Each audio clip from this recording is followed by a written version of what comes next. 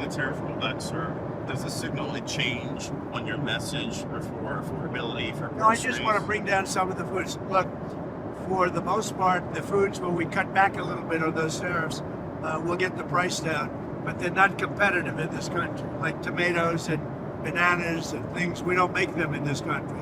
So there's no protection of our industries or our food products. So what we're going to do is we cut back. You'll see prices come down even lower. You have to understand, we've all suffered from the Biden prices, which were much higher than they are right now. But I'll be able to get them down even lower, at least a little bit lower, possibly in some cases a lot lower. More rollbacks in the future with your tariff policies? Will there be more rollbacks in the future? Will you change anything else with tariffs? I don't think it'll be necessary. We just did a little bit of a rollback on some foods, like coffee, as an example, where the prices of coffee were a little bit high. Now they'll be on the low side in a very short period of time. We're very good at this. You've said that tariffs do not increase prices for consumers, but now you're lowering tariffs. I didn't say they don't. I say they may in some cases, but to a large extent they've been borne by the country. As an example, we have virtually no inflation, and yet we've taken in hundreds of billions of dollars. When you add all of the benefits, the single greatest thing we have right now is the use of tariffs, and I use them properly. For years they've been used against us, and I think, whether you call them tariffs or anything else, if you didn't use them, you really would have an unguarded disaster on your hands. Well, those $2,000 payments, will that be inflationary? Because previously Republicans have said that sending money to people like they're buying. Yeah, well, the difference is this is money earned as opposed to money that was made up.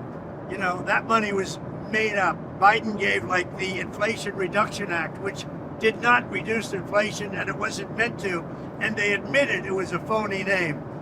But they spent hundreds of billions of dollars on a fake deal called the Inflation Reduction Act.